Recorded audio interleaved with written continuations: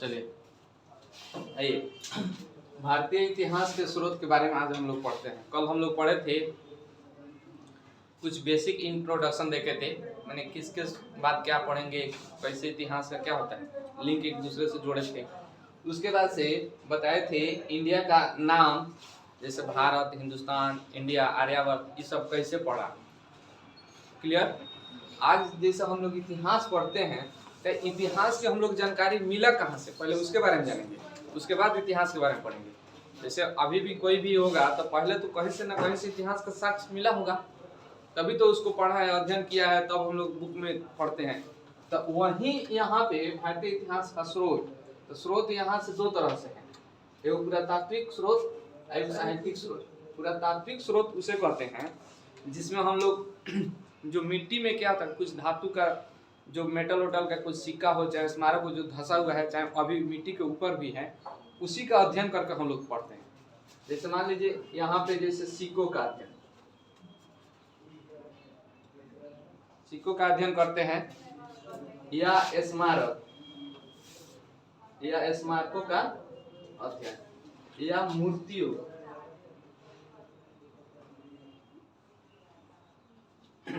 या अभिलेख,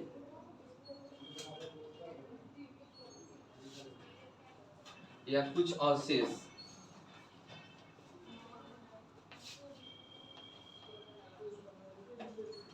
अवशेषों के माध्यम से हम लोग क्या करते हैं। जैसे मान लीजिए, इसका मतलब ये हुआ, जैसे मिट्टी की खुदाई हुआ, उसमें से कुछ सिक्का मिल गया, तांबा की मिल जाए, चांदी की मिल जाता है, सोना का मिलता है, तो उसी को क्या करता है लोग, उसके बारे में अध्ययन करता है लोग, तब उसके बारे में पता लगाता है कि शासन के काल में था, इस पे क्या, उससे अंदाजा लगाता है लोग। जैसे अगर सिक्का को मान लीजिए बीड़ा बजाते हुए, किस डांस करते हुए कोई नर्तकी का मिल गया, तो समझ जाएगा उस समय का लोग क्या करते थे, नृत्य में विश्वास करते थे, या नृत्य का क्या करते थे, पसंद करते थे। ये सब स्मारक जो होता है कि उसमें कैसा डिजाइन है, क्या क्या कटिंग है, ये सब बारे में पढ़ते हैं। मूर्ति के बारे में भी देखते हैं कि क्या क्या कैसे लिपि था, क्या था, उसमें क्या अध्ययन है। अभिलेख, शिलालेख, ये सब जो स्तंभ लेख जो होता है, अशोक के 14 गो अभिलेख है, उसके बारे में शिलालेख है, उसी के बारे में पढ़ते हैं। या कुछ अवशेष हो गया, धातु और अन्य जो मिल गया उससे। साहित्यिक स्रोत में 3 भाग होता है। क्या होता है? 3 भाग। एक होता है धार्मिक, धार्मिक बुक जो होता है उसी को साहित्य धार्मिक स्रोत कहते हैं। क्या कहते हैं? धार्मिक स्रोत। जैसे हमारा देखिएगा वेद, वेद को हम पढ़ते हैं तो उससे इतिहास मिलता है। तो स्पेशल जो धार्मिक किताब है कि नहीं है, रामायण है, महाभारत है, महाभारत बुक को पढ़ते हैं, उससे हमको इतिहास के बारे में जानकारी मिलता है। तो बहुत सारा धार्मिक बुक, कुछ कुछ गैर धार्मिक बुक भी होता है। गैर धार्मिक स्रोत जो होता है, जैसे गैर धार्मिक का मतलब जैसे अर्थशास्त्र बुक हो गया, पंचतंत्र हो गया, समझ गए। इस तरह के बुक जो होता है वो सब किस में आता है? गैर धार्मिक। कुछ बुक ऐसा होता है जो विदेशी विवरण मिलता है। जैसे मान लीजिए बाहर से कोई आक्रमण करने आया, उसके साथ विद्वान लोग आए और फिर यहाँ से लूट पाट के गया, वो विद्वान वहाँ क्या किया, इंडिया के बारे में वर्णन कर दिया कि ऐसा ऐसा था, वहाँ के लोग का रहन सहन ऐसा था, चाहे वहाँ कल्चर ऐसा था, सभ्यता ऐसा था। तो वो क्या था? विदेशियों का विवरण। तो 3 तरह के बुक से हमको साइंटिफिक स्रोत 3 तरह से हमको क्या होता है? मिलता है। तो आइए इसी को बारी बारी से हम लोग पढ़ते हैं और उसके बाद में इसमें देखते हैं। तो सबसे पहले हम लोग यहाँ से पुरातात्विक स्टार्ट करते हैं। तो सबसे पहले हमको सिक्कों से कहाँ से क्या क्या इतिहास के बारे में पता चला है, उसके बारे में हम लोग क्या करते हैं? सीखते हैं। उसके बाद से सिक्का सीख लेंगे, तो स्मारक सीख लेंगे, फिर मूर्ति के बारे में सीख लेंगे, मैंने मूर्ति से कैसे हमको इतिहास मिला, कहाँ से, थोड़ा सा बेसिक पहले। और इसका जब चैप्टर पढ़िएगा ना, हर चैप्टर में मूर्ति का, किस चैप्टर में कितना मूर्ति के बारे में क्या है, तो उसमें डिटेल्स पढ़ेंगे। तो थोड़ा थोड़ा पहले इसमें पढ़ लेते हैं। यहाँ पे हम देख लेते हैं।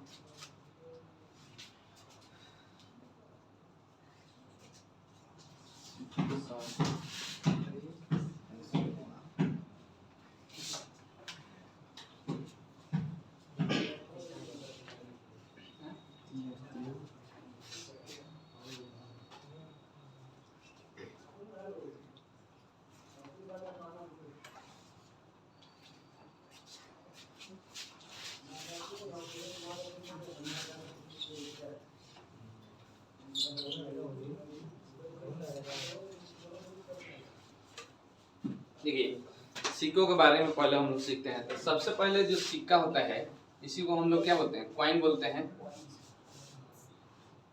कॉइन्स इसी को बोलते हैं। तो जो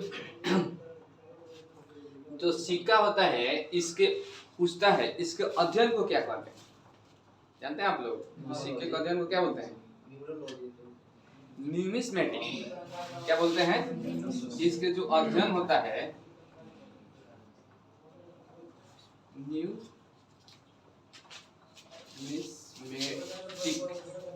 देखिए न्यूमिस्मेटिक की बहुत पूछता है, सिक्कों के अध्ययन को क्या बोला जाता है? न्यूमिस्मेटिक। तो हम जितना लिखाएंगे ना ये सब पूछता है कहीं ना कहीं। अब देखिए इसको अध्ययन के जो सिक्का का अध्ययन सबसे पहले जो किया था, मैंने सिक्का पर क्या लिखा है, किस शासन काल में है, उसका अध्ययन कोई ना कोई तो किया होगा। तो जो किया था वो था जेम्स प्रिंस। कौन थे? James Prince. अब यही सबसे पहले अध्ययन किए, ज्यादा से ज्यादा तक सिक्के के बारे में शुरू में बताइए। तो इसलिए इसको क्या कहता है, सिक्कों के अध्ययन का जनक कहा जाता है। क्या कहा जाता है? जनक या फादर। इसको क्या बोला जाता है? जनक या फादर। तो सिक्कों के अध्ययन का फादर किसे बोला जाता है? James Prince. ठीक है, कोई दिक्कत? अब देखिए जो पहले था जो पुरातात्विक साक्ष्य जब मिला था तो उसमें सिक्कों का सिक्का नहीं कहा जाता था, उसमें उन लोगों को कहा जाता था आहत। आहत सिक्के। आहत सिक्के सुने होइएगा, या पंचमार्क सिक्के भी बोला जाता था। पंचमार्क उसका उस टाइम का नाम क्या था? पंचमार्क या आहत। अब देखिए पंचमार्क सिक्का क्यों कहा जाता था या आहत सिक्का क्या कहते हैं? इसको पंच जैसे मार मार के बनाया जाता था पहले। अभी है कि सिक्का को ढाल लेते हैं, समझ गए? मान लीजिए कि क्या कीजिएगा, लोहा को पिघला दीजिए, चाहे जिस मेटल का बनाना है उसको क्या कीजिएगा, पिघला देता है लोग, और उसका आकार रहता है उसमें ढाल देता है लोग। ठीक है, लेकिन उस समय नहीं, इसको क्या किया जाता था, सेमी सॉलिड में कुछ पिघलाया जाता था। सेमी सॉलिड का मतलब हुआ कि लोहा को आधा पिघला दिए, समझ गए? ना फुल्ली द्रव भी बनाए ना फुल्ली सॉलिड भी है, समझ गए आप? उसमें उसको क्या किया था, चोट पहुंचा के, मैंने ऊपर से कुछ ठापा से मार के बना। आहत में चोट होता है, समझ गए? अब पंच मार में पंच जैसा मारना, तो इसीलिए पंच मार कहा जाता था या आहत। यानी उसको चोट पहुंचा के मैंने मार के ठप्पा बना के, नहीं देखते हैं कुम्हार जो मिट्टी बनाता है तो मार मार के बनाता है, तो इसीलिए यहाँ इसको क्या कहा जाता था, आहत सिक्के। लेकिन ये तो कहा जाता था, इसने पढ़ा, लेकिन इसका खोज कब हुआ था? तो 18वीं शताब्दी में हुआ था। कब हुआ था? 18वीं शताब्दी में। और इसने सबसे पहले सिक्के की खोज कौन किया था? तो कर्नल कोल्ट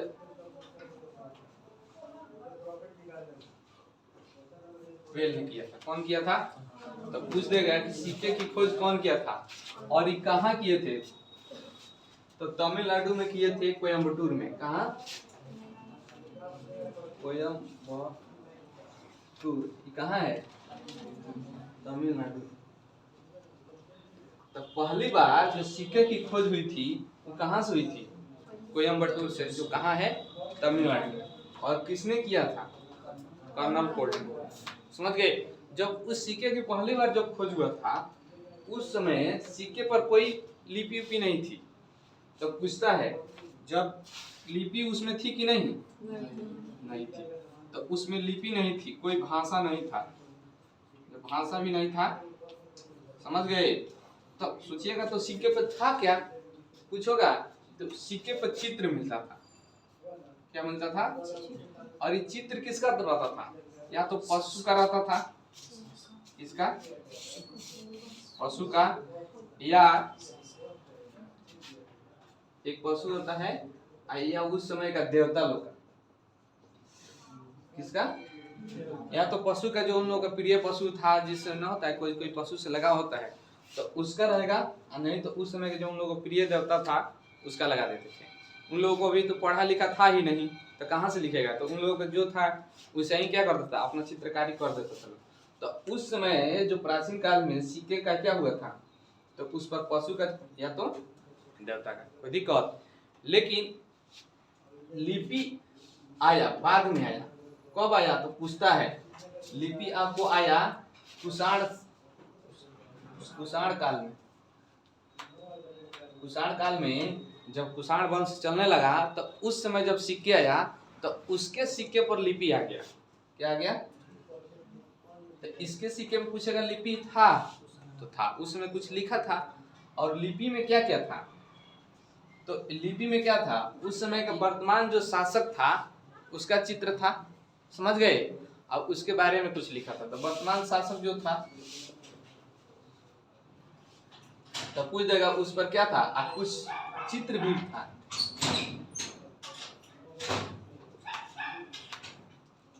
समझ गए। तब लिपि पहले तो नहीं था, ना भाषा था। पहले में शुरू में क्या था, आपको पशु का या कोई देवता का चित्र रहता था।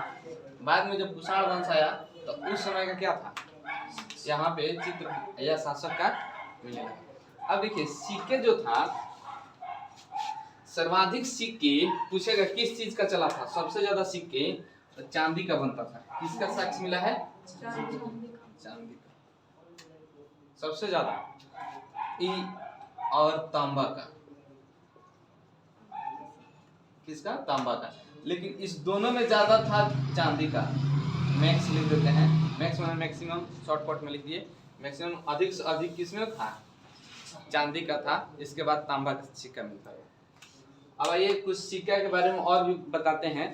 पहले इतना आप लोग सीख गए, तो इतना इसको याद रखिए। और सिक्का के बारे में ये था कि कब सोने का सिक्का चला, किसके शासनकाल में, और किसका अध्ययन क्या किया था, उसके बारे में बताते हैं।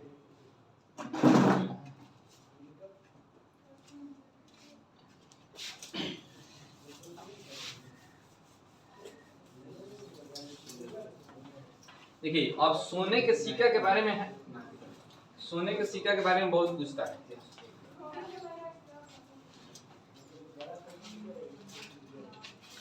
पहली बार सोने के सिक्के कौन जारी किया था, बताइए तो।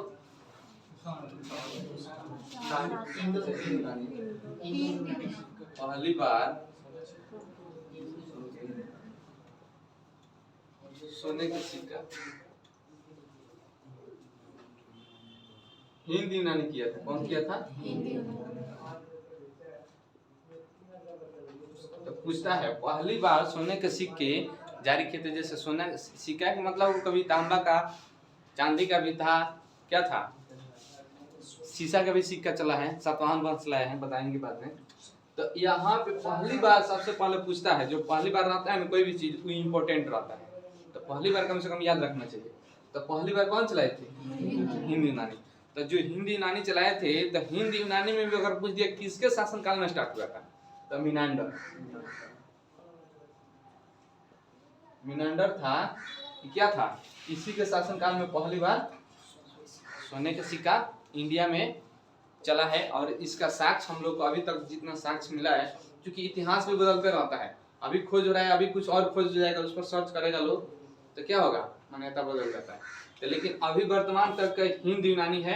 अब उस समय का कौन था, मिनांडर। तो पूछ देगा पहली बार सोने के सिक्का किसके शासनकाल में मिला है, हिंद यूनानी। हिंद यूनानी में उस समय का शासक कौन था, मिनांडर के शासनकाल। अब देखिए सोने के सिक्के के बारे में और बता देते हैं। ये तो हो गया पहली बार, कह देगा कि तो प्राचीन भारत का, हिंद यूनानी तो प्राचीन भारत का पार्ट हो गया। मध्यकालीन भारत में सोने के सिक्के कोई शासक चलाया था कि नहीं, जैसे मुस्लिम शासक आक्रमण किया था, तो मध्यकालीन भारत में पहली बार सोने के सिक्के कौन चलाया था, तो मोहम्मद बिन कासिम। कौन चलाया था,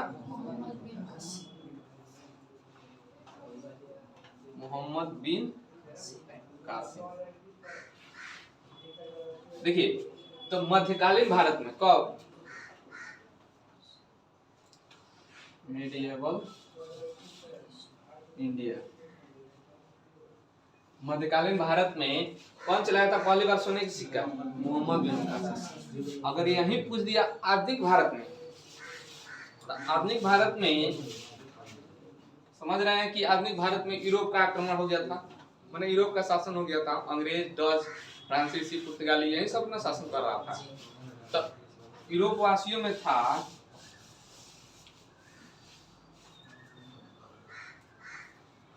पहली बार सोने के सिक्का डच लोग ने चलाया था। कौन चलाया था? डचों ने। तो अंग्रेज मत मार दीजिएगा, ना पुर्तगाली ना फ्रांसीसी। तो आधुनिक भारत में पूछ दिया तो कौन? डच चलाए थे। मध्यकालीन भारत में कौन? मोहम्मद बिन कासिम। अब प्राचीन भारत में कौन? हिंद यूनानी। हिंद यूनानी में कौन था? एक सोने के सिक्का और चलाए थे, कुषाण लोग भी चलाए थे। कुषाण लोग भी सोने के सिक्का क्या किया था? इधर भी देते हैं, ठीक है। कुषाण लोग सोने के सिक्के चलाया था, लेकिन कुषाण लोग में कौन शासक था जो सोने के सिक्के चलाया था? भीमकटफिशस। कौन था? भीम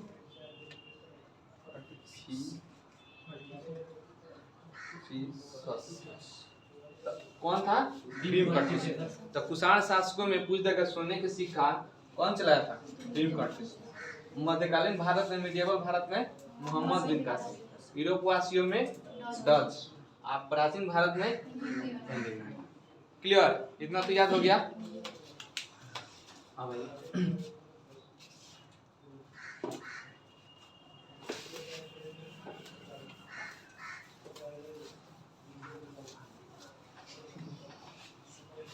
सुनिए, और पूछ देगा सबसे अधिक सोने के सिक्का कौन चलाया था? क्वेश्चन पूछता है। कभी कभी सेठ जो लोग थोड़ा थोड़ा पढ़े होंगे उनको पता होगा सबसे अधिक सोने के सिक्का कौन चलाया था, सबसे ज्यादा शुद्ध सोने के सिक्का कौन चलाया था, ये पूछता है। तो मात्रा में सबसे अधिक कौन चलाया था? तो गुप्त शासकों ने।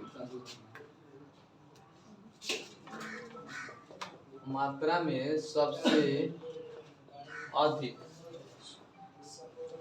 मात्रा या संख्या में, संख्या लिख लेते हैं। संख्या में सबसे अधिक कौन चलाया था? गुप्त। अब इतना समझिए ना, इसको ऐसे याद रखिएगा। सबसे अधिक धन मेरे पास हो जाएगा सिक्का तो उसको गुप्त रखेंगे, अधिक से अधिक हो जाएगा तो उसको क्या कीजिएगा? गुप्त रखिएगा। समझ गए? आप पूछ देगा सर्वाधिक,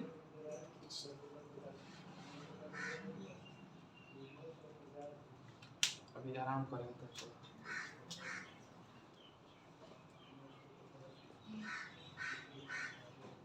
सर्वाधिक शुद्ध,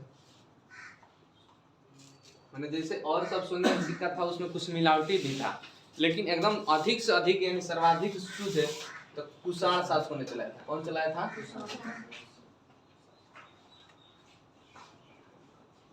अब देखिए शुद्ध के मतलब क्या हुआ? किसी चीज को एकदम अशुद्ध है उसको पूछ कर दीजिएगा, थूर दीजिएगा तो एकदम शुद्ध हो जाएगा। मैंने किसी का नहीं देखते हैं इधर उधर कर रहा है तो उसको धर के पूछ देते हैं तो समझिए पूछ देंगे तो कुषाण तो शुद्ध हो जाएगा। मैंने ऐसे याद रखना है, ऐसा कोई लॉजिक है नहीं, मतलब याद रखने के लिए बता दिया। बहुत कंफ्यूजन होता है, ठीक है। अभी पढ़ रहे हैं तो ठीक है, बाद में क्या होगा? कंफ्यूज हो जाएगा। तो समझिए किसी को शुद्ध करना है तो पहले उसको पूछ देते हैं तो कुषाण। अब उसके बाद से क्या होगा? सर्वाधिक अगर धन मेरे पास है तो उसको हम गुप्त रखेंगे, किसी को बताएंगे नहीं। तो इस तरह से हो गया सर्वाधिक संख्या में। तो इस सोने के सिक्के इतना हो गया। अब पूछता है तांबा के सिक्के, तो तांबा के सिक्का कौन जारी किया था? तो यही कुषाण लोग ने किया था। कौन किया था? कुषाण लोग।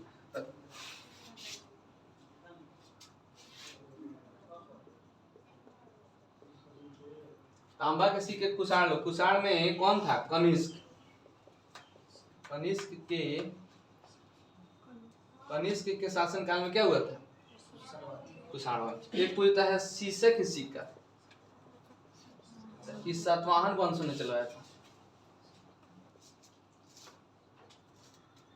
कौन चलवाए थे? सातवाहन में पूछ देगा स्पेशल किसके शासन काल में, तो कौन होगा? गौतमी पुत्र सतकर्णी। नाम सुने होइएगा, गौतमी पुत्र सतकर्णी। देखिए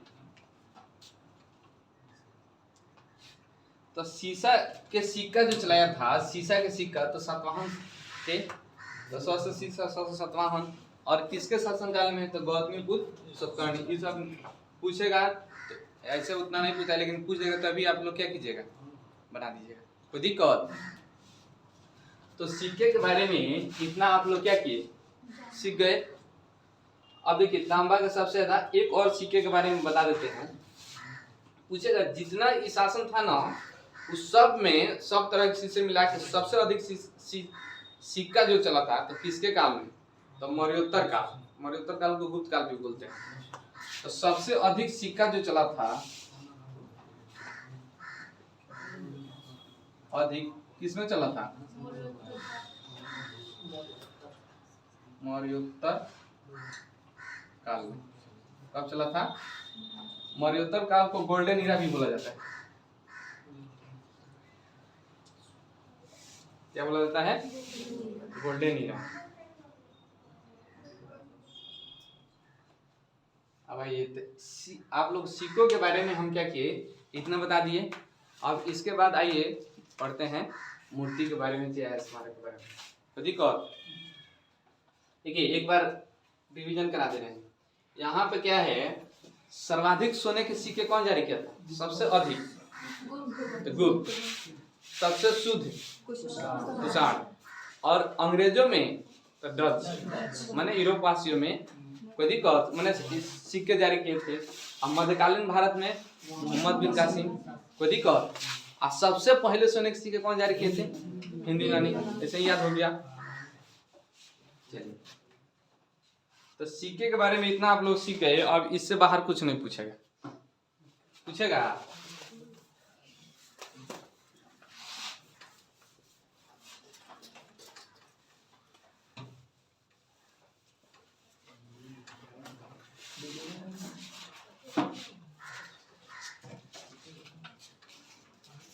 तो बताइए हम लिखे थे क्या, सिक्का, मूर्तियाँ, उसके बाद स्मारक, उसके बाद अभिलेख, एक अवशेष था। तो सिक्का तो हम लोग पढ़ लिए। अब एक आइए मूर्ति के बारे में पढ़ते हैं। देखिए मूर्ति से हमको अध्ययन करने के पहले मूर्ति का साक्ष्य, सबसे पहले मूर्ति का साक्ष्य जो मिला है ना, इंडिया में बना है किसी का मूर्ति, तो महात्मा बुद्ध का, ठीक है। तो महात्मा बुद्ध का इंडिया में जो अभी तक जितना साक्ष्य मिला है, तो पता चला है कि मूर्ति जो है भगवान के रूप में अगर पूजने वाला जो मिला है, तो किसका मिला है, महात्मा बुद्ध। महात्मा बुद्ध खुद मूर्ति पूजा के क्या थे, विरोधी थे, लेकिन उनका भक्त उन्हीं का मूर्ति बना के क्या किया, पूजा करने लगा। तो बुद्ध की मूर्ति, बुद्ध की मूर्ति क्या हुआ है, मूर्ति मिला। और इनकी जो मूर्ति मिला है ये दो शैली में था। कितने शैली में था, दो शैली में। तो कितना शैली में था, दो शैली।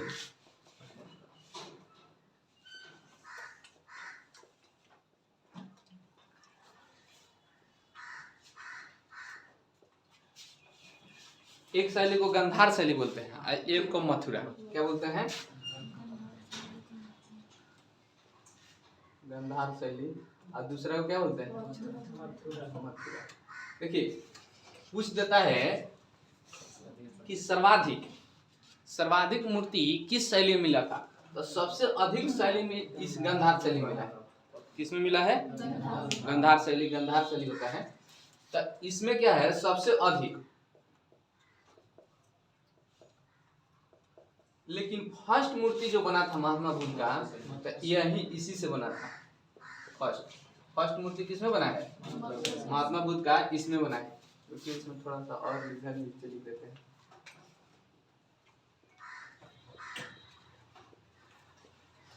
तो यहाँ पे बना है फर्स्ट मूर्ति, और यहाँ था ग्रीक पद्धति पे, क्या था, यूनानी या ग्रीक पद्धति पे, समझ गए। माने हिंदी यूनानी जो आए थे उन लोगों की पद्धति पे बना था। तो यूनानियों की पद्धति पर,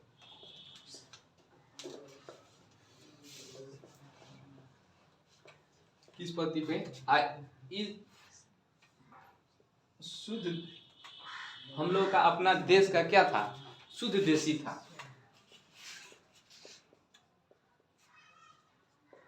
देसी तरीका। तो पूछ देगा कि फर्स्ट मूर्ति जो बना था महात्मा बुद्ध का, पहली बार जो मूर्ति बना था किस शैली से बना था? तो मथुरा शैली से। और ज्यादा से ज्यादा जो मूर्तियां मिलती है किस शैली में मिलती है? गांधार शैली से। इसमें फर्स्ट बना लेकिन इसमें कम मिलता है, और इसमें क्या है गांधार शैली में ज्यादा मिलता है। और ये कौन बनाए थे लोग? हिंदू यूनानियों की शैली, जो जिस शैली से बनाता था लोग उसी शैली पर क्या हुआ बनाए लोग। ये पूरा कंप्लीट क्या था? देसी था। देसी मन हम लोग अपना देसी अंदाज में जैसे बनाता है लोग उसमें था। इसमें देखिएगा इसमें कुछ अंतर होता है, बेसिक अंतर बताते हैं। गांधार और क्या है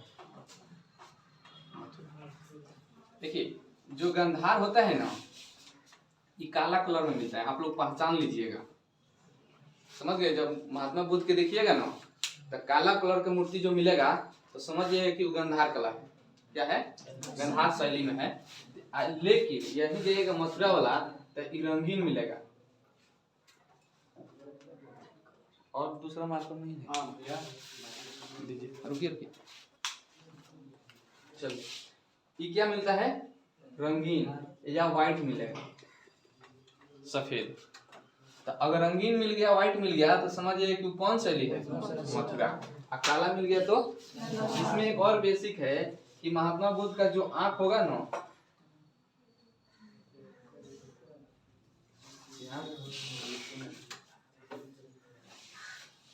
यानी बड़ा बड़ा बनता है, गड़बड़ बन जा रहा है।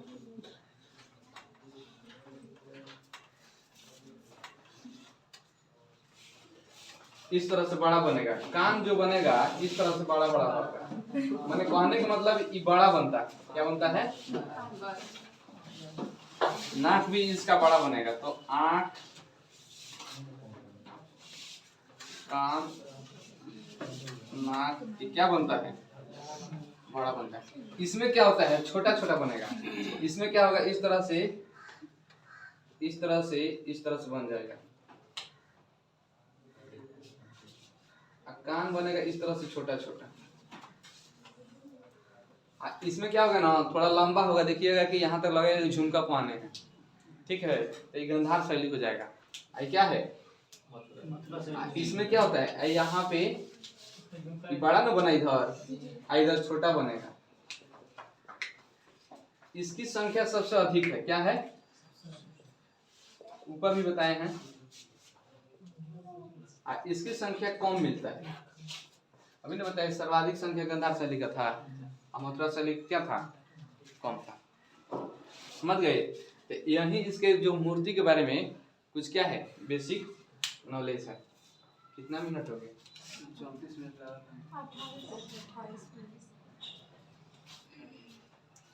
अभी तो लग रहा है नहीं खत्म हो गया, मिटा दें।